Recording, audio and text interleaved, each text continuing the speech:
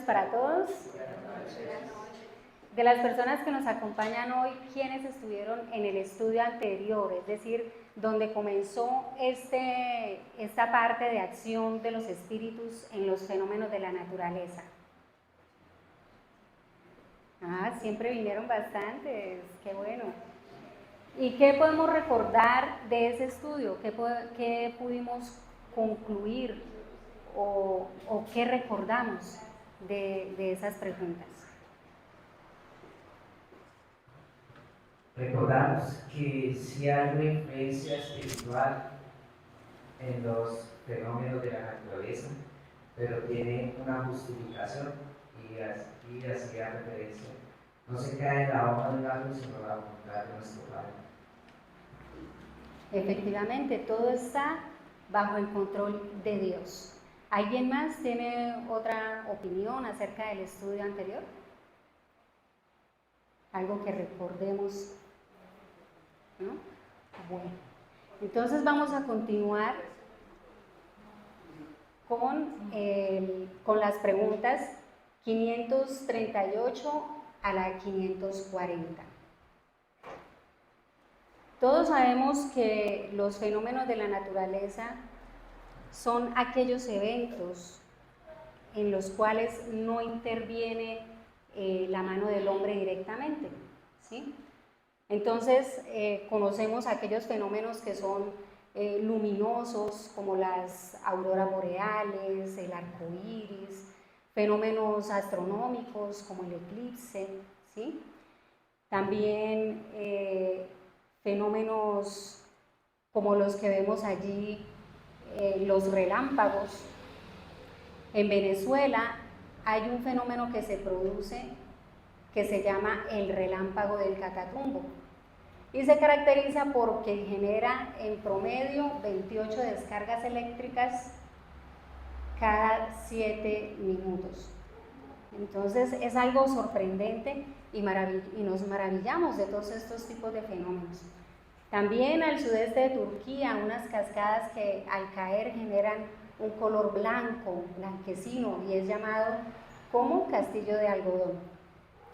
Estos fenómenos son bonitos a la vista, ¿cierto? Nos sorprenden, nos maravillan. Sin embargo, cuando esos fenómenos afectan nuestro entorno, nuestro medio ambiente, son denominados desastres naturales, ¿sí? Entonces están los huracanes, los tsunamis, terremotos, erupciones volcánicas, avalanchas, y es allí donde la humanidad empieza a cuestionarse, ¿por qué? ¿Por qué Dios permite que sucedan estos fenómenos que cobran la vida de mucha gente? Muchas veces hay muertes en masa debido a estos fenómenos naturales. Y Allan Kardec también contempló este tema, y es por eso que él indaga a los espíritus guías de la humanidad, y allí en la pregunta 728 cuestiona: ¿la destrucción es una ley de la naturaleza? Y los espíritus responden: es necesario que todo se destruya para que renazca y se regenere, porque lo que vosotros llamáis destrucción no es más que una transformación, cuyo objetivo es la renovación y el mejoramiento de los seres vivos. Entonces ya ahí empezamos a tener esas luces de que no es destrucción, es transformación, y de que todo tiene efectivamente un objetivo útil en la naturaleza, en nuestro progreso, en el mejoramiento de los seres vivos. Acerca de este tema también Divaldo Pereira Franco, uno de los mayores divulgadores de la doctrina espírita, él es medium, y a través de él se han psicografiado muchos libros que nos orientan, que nos muestran el camino, que nos ayudan a comprender muchas cosas, muchas realidades de nuestra vida.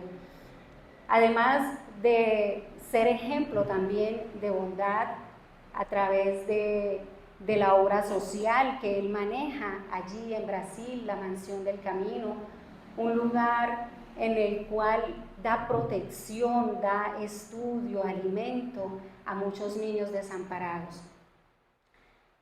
En una entrevista realizada por Luis Urribas, le pregunta: ¿todas las personas que desencarnan colectivamente tienen necesariamente vínculos con el pasado? ¿Ustedes qué opinan?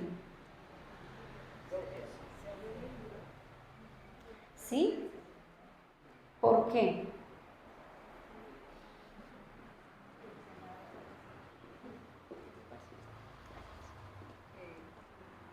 Pienso que de todas maneras nosotros traemos muchos karmas de nuestros padres, abuelos, antepasados, que no las conocemos, pero que ahí están latentes, porque es como el ADN que tenemos todos. O sea, yo pienso que siempre tenemos ese pasado todos. Gracias. ¿Alguna otra opinión? Pues claro, porque tenemos muchas reencarnaciones. Ejemplos. Nada más la semana pasada, un espíritu mentor nos hablaba de por qué hay gente que tiene que abandonar su país y llegar a otras tierras en circunstancias adversas, como nosotros lo estamos viendo. Y nos decía que en términos generales, no son todos, son espíritus que cuando estuvieron encarnados en aquella época, como los que seguían a Atila, llegaban a los pueblos y arrasaban y sacaban a todo mundo y se quedaban con las tierras. Y hoy en día les está tocando vivir lo mismo, tener que abandonar su país, sus tierras, por circunstancias como esas. Y así sucesivamente. Muchas gracias por sus aportes. Veamos qué nos responde Divaldo Pereira Franco. Nos dice: sin ninguna duda, cuando ocurre una calamidad generalizada, aquellos que se encuentran involucrados en el proceso de rescate están liberándose de un compromiso colectivo que fue asumido anteriormente, en cuyo periodo se practicaron males innombrables contra el ser humano aisladamente y la sociedad en general. No siempre, sin embargo, hay vínculos individuales, unos con otros, siendo parte del grupo por afinidad vibratoria. Entonces, como vemos, efectivamente hay unos vínculos con el pasado, refiriéndonos a nuestras existencias anteriores, porque existe una ley que es la ley de causa y efecto. Nosotros estamos en una constante siembra y posiblemente en esa siembra pretérita hicimos daño, y debido a eso es una forma de rescate de esos compromisos adquiridos, de esos compromisos colectivos. Y esta respuesta me hace recordar de la historia del tsunami. El tsunami que ocurrió en el año 2004 en Indonesia, un evento catastrófico que cobró la vida de más de 230,000 personas. En este hecho hubo sobrevivientes también, ¿sí? Una de ellas, María Belón. A través de su historia de vida se salió una película basada en su historia que se llama Lo Imposible. Y ella, en una entrevista que le hacían acerca de este tema, ella decía que ese fenómeno, esa situación, esa circunstancia le había dejado una enseñanza. La enseñanza era el valor de la vida, valorar la vida. Dijo ella, a partir de ahora yo estoy viviendo horas extras. Estoy viviendo horas extras porque mucha gente murió ese día y en cambio yo estoy viva. Tengo la oportunidad de vivir. Y a lo largo de esa entrevista también ella manifestaba que muchas veces se había preguntado acerca del sentido de la vida, que muchas veces se cuestionaba y no encontraba la respuesta. Pues bien, este fenómeno le dio la respuesta. Dijo, de una forma muy difícil, muy compleja, pude entender que el sentido de la vida es amar. Amar. Porque hubo un momento en el que ella se sintió sola, no encontraba a sus hijos, ella se había ido allí de vacaciones con su familia, su esposo, sus 3 hijos, y en el momento en que ocurrió este fenómeno, hubo un momento en que quedó sola y no los veía y no los encontraba y sintió angustia y se sintió en soledad y dijo, ya me quedé sin con quién amar, sin a quién amar. Y fue cuando comprendió esa experiencia, le dejó comprender que el sentido de la vida está en amar. Periódicamente la divinidad, continúa diciéndonos Divaldo, reúne a esos agresores de la conciencia cósmica de diversos periodos y los invita a la desencarnación en masa, dolorosa, aflictiva, de modo que rescaten los débitos cometidos sin que sean necesarios otros agentes humanos para hacerlo. Algunos que desencadenan las tragedias por ignorancia, locura o perversidad, se tornan, sin darse cuenta, instrumentos de la ley soberana, dando así continuidad a la irrefutable labor de purificación propuesta por la justicia divina. Como vemos, todo está bajo el control de Dios. Muchas veces decimos, no, pero ese incendio forestal que consumió muchísimas hectáreas de tierra fue provocado, no fue provocado por el hombre, no fue la naturaleza. Vemos aquí en esta parte que nos dice que se tornan instrumentos de la divinidad sin saberlo, ¿sí? Es decir, se está cumpliendo en cierta manera esa justicia divina.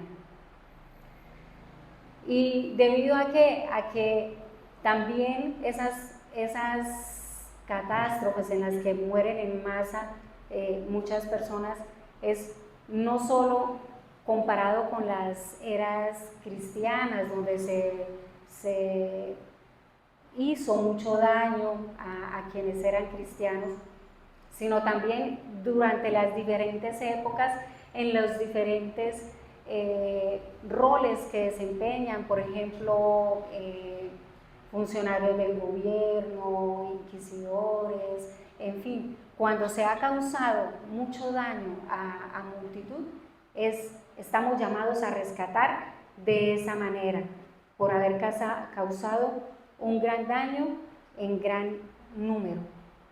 Y continuando con la pregunta 538, Allan Kardec cuestiona: ¿los espíritus que presiden los fenómenos de la naturaleza constituyen una categoría especial dentro del mundo espírita?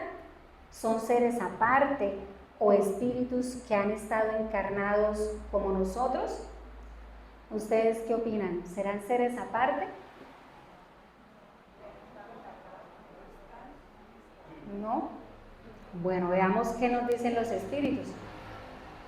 Que lo estarán o lo han estado. Sin embargo, vemos que solo responden a la segunda pregunta, ¿sí? nos están respondiendo que son espíritus que o estarán encarnados o ya han estado encarnados y ahora que están allí en el mundo espiritual se encargan de estos fenómenos. Entonces, Allan Kardec continúa para que se le responda la otra pregunta. ¿Esos espíritus pertenecen a los órdenes superiores o inferiores de la jerarquía espírita? ¿Qué recuerdan ustedes? En el estudio anterior se habló también algo de la escala espírita, ¿verdad? Entonces, refiriéndonos a eso, ¿será que estos espíritus que dirigen estos fenómenos serán superiores o inferiores? ¿Ustedes qué opinan? Los que dirigen son espíritus superiores y se valen de los elementales. Fue el estudio que hizo Emilio, si se acuerdan de los elementales. ¿Alguien más quiere opinar?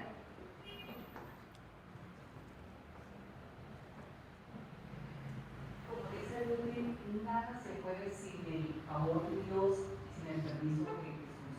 Entonces yo digo, me acordé de una que realmente lo de Elías, cuando el profeta Elías oraba para que lloviera, sí, para que cayera agua, porque eran ya 3 años y medio por una sequía muy grande. Entonces, ¿quién actuó ahí? Superiores, pero de nuestro hermano Jesús, porque sin ese permiso no se puede hacer nada. Efectivamente. Lo que yo recuerdo es que sí, los que lideran son espíritus superiores, pero utilizan a espíritus inferiores para que hagan la labor.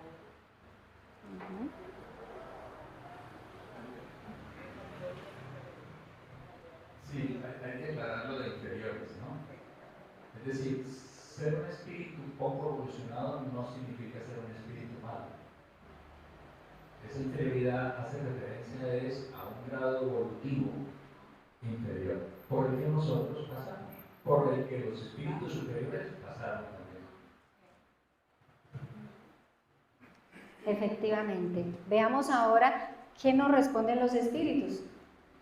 Depende del papel más o menos material o inteligente que desempeñen. Algunos dan órdenes, otros las ejecutan. Los que llevan a cabo las cosas materiales son siempre de un orden inferior, ya sea entre los espíritus como entre los hombres.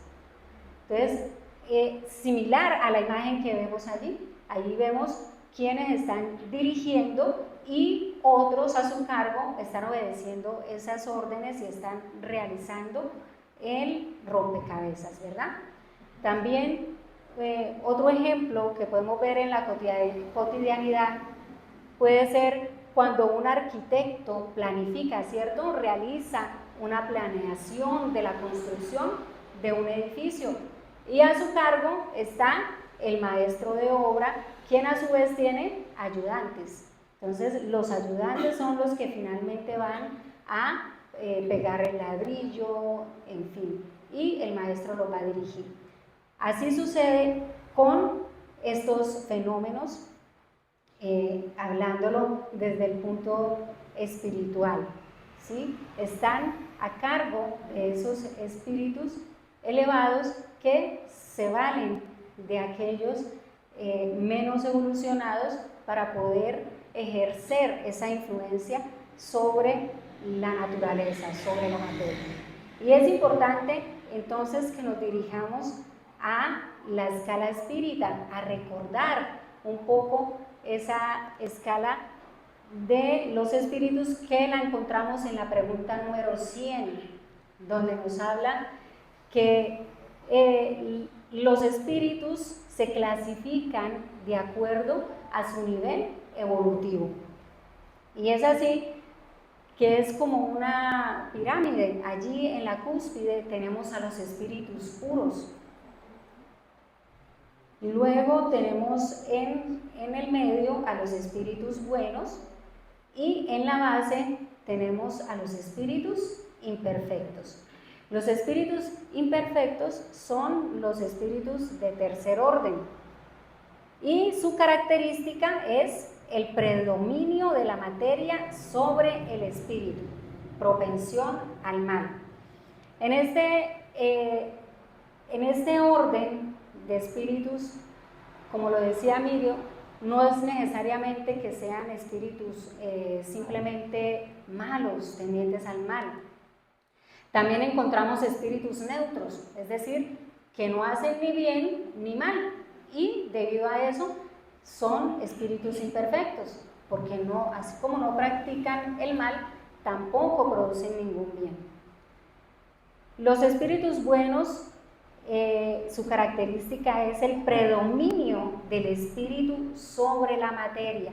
Ya hay un deseo del bien, un deseo de hacer el bien. Allí encontramos los espíritus científicos, sabios, los espíritus buenos. Y los espíritus puros, que es la única clase, espíritus de primera clase, son aquellos en los que no hay influencia de la materia, es decir, la influencia de la materia es nula. Ya existe una superioridad intelectual y moral absoluta. Es decir, ya han alcanzado el máximo grado evolutivo, ya no necesitan reencarnar más porque no necesitan espiar, no necesitan pasar por pruebas. Ya se han despojado de sus vicios, de sus tendencias, y todo en ellos es virtud.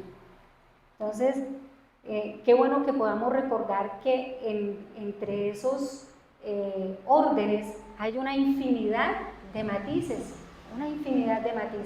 así como hay infinidad de pensamiento entre nosotros, que somos tan diferentes, que no hay una persona exactamente igual a otra.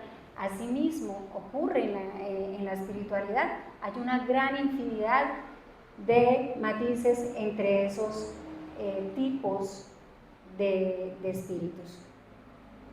Y continuando con la pregunta 539, nos dicen: en la producción de determinados fenómenos, las tempestades, por ejemplo, ¿actúa un solo espíritu o ellos se reúnen en masa? ¿Ustedes qué opinan? ¿En masa? Veamos la respuesta. En masas innumerables. Efectivamente, un fenómeno de tal magnitud no está simplemente presidido por un solo espíritu. Son muchísimos los espíritus que trabajan en este tipo de fenómenos. Y continuando con la entrevista de Divaldo,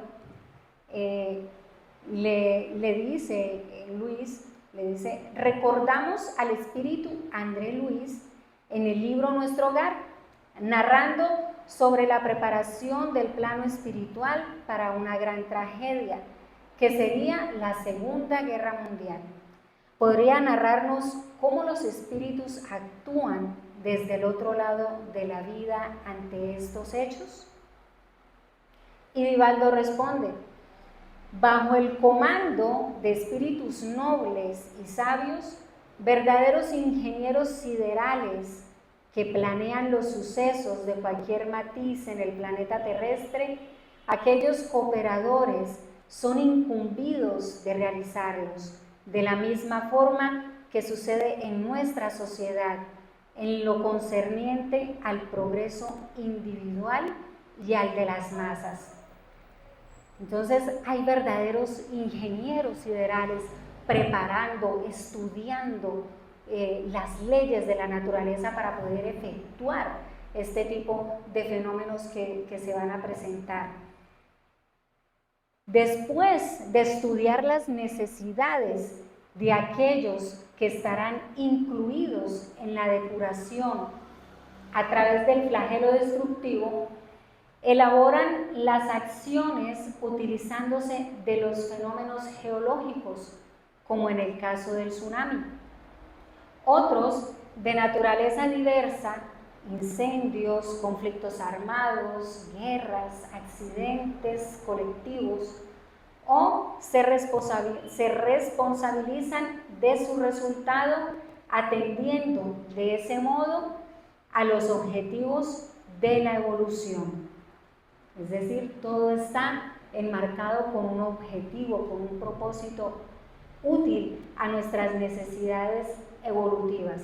Entonces están allí esos espíritus analizando esas necesidades de depuración y realizando todo este planeamiento. No se da así por así, ¿sí? Vemos cómo está todo debidamente organizado, debidamente planeado.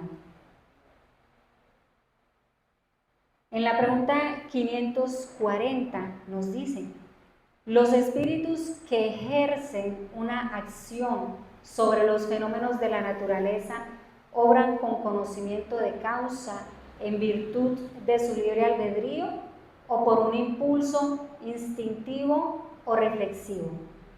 ¿Ustedes qué opinan? ¿Será que ellos obran sabiendo lo que van a hacer o simplemente lo hacen por impulso?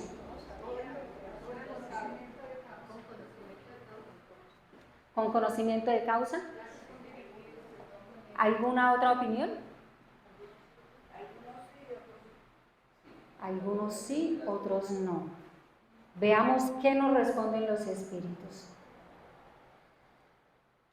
Algunos sí, otros no, efectivamente. ¿Por qué algunos sí y otros no? Ahí en el libro de los espíritus encontramos un ejemplo, ¿sí? Nos dice que hay infinidad de animales, como por ejemplo los corales, que hacen emerger islas, archipiélagos. Y nos dice, ¿no es eso, crees que eso no hace parte de la providencia divina? Efectivamente que sí, claro que sí. Con todo, esos espíritus son del último grado, los que producen esas cosas, son del último nivel evolutivo, que simplemente están supliendo sus necesidades y son instrumentos sin saberlo para poder realizar estas cosas.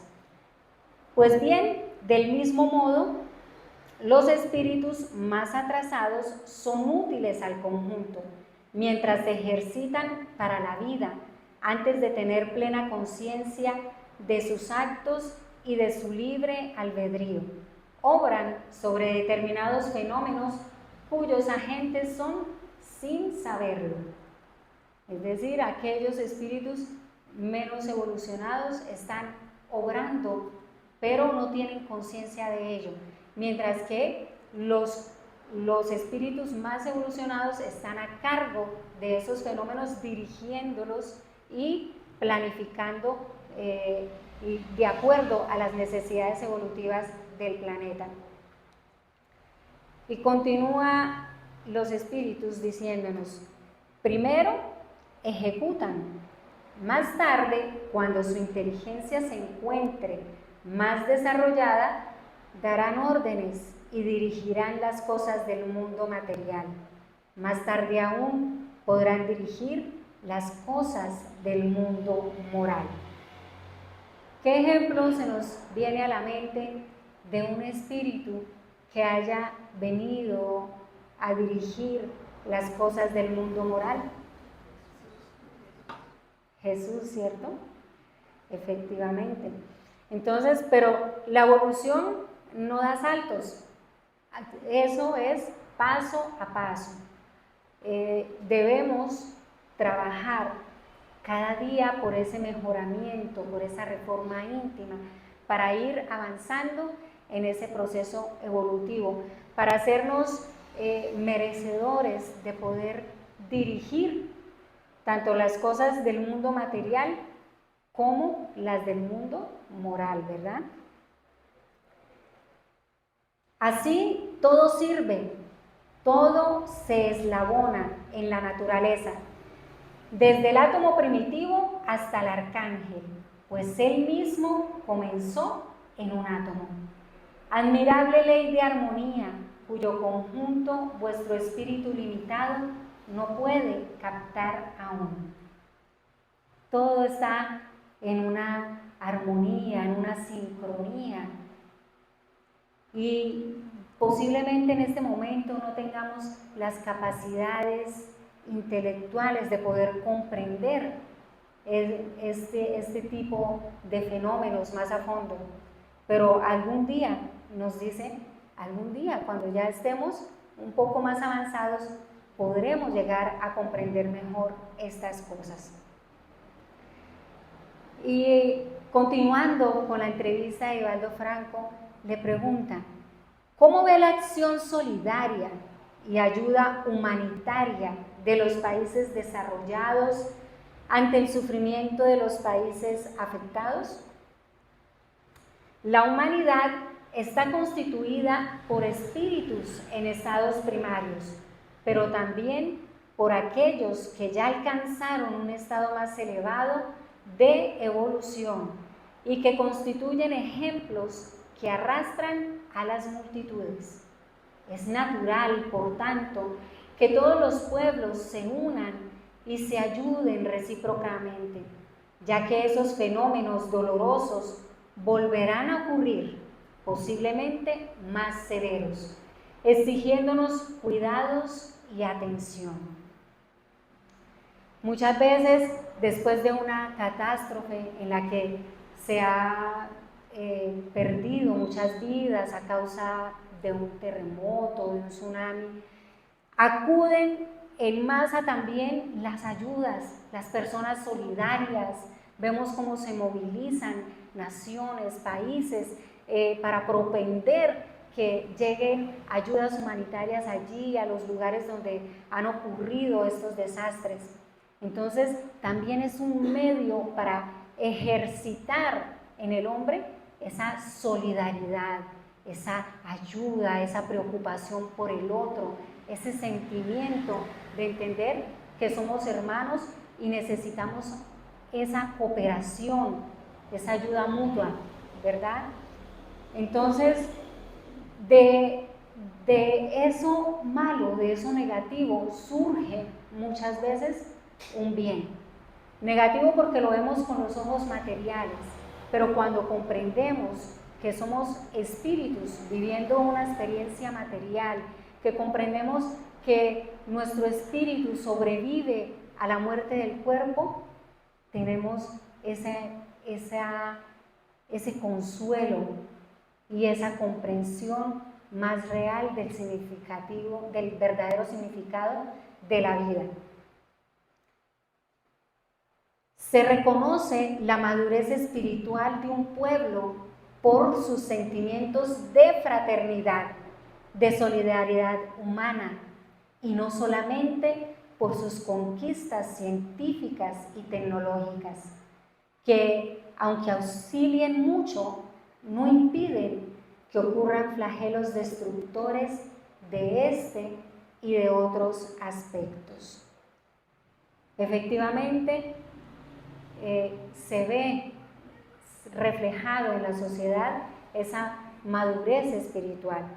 En la medida en que hayan sentimientos de fraternidad, podemos darnos cuenta que efectivamente hemos evolucionado espiritualmente, o al menos estamos ya un poco más encaminados en esa dirección de ayudar, de amar, de poder servir.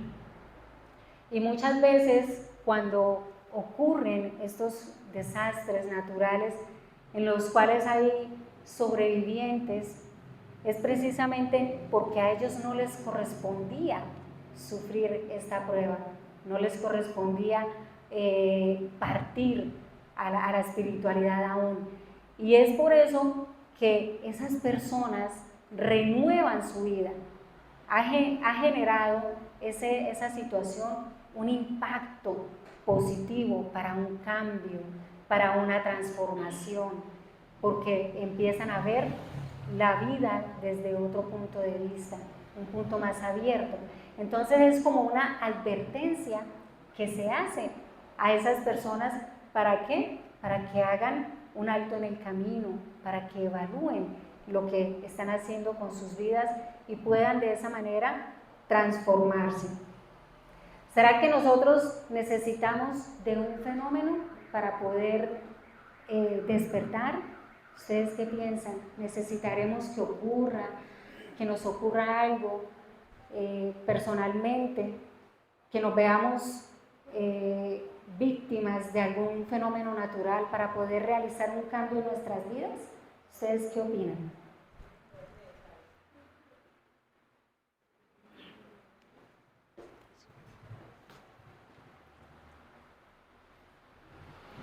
Pienso yo que conocedores de la doctrina espírita, donde sabemos que el amor es lo más importante, la existencia de Dios, Jesús como maestro, pues nosotros no necesitamos que nos pasen accidentes o cosas terribles para hacer ese cambio, pero pues cuando los corazones son tan duros, Dios hace que eso suceda para que se presenten algunos cambios.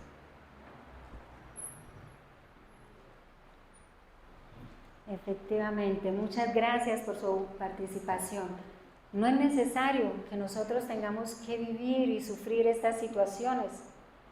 Es importante que nos preparemos para la muerte.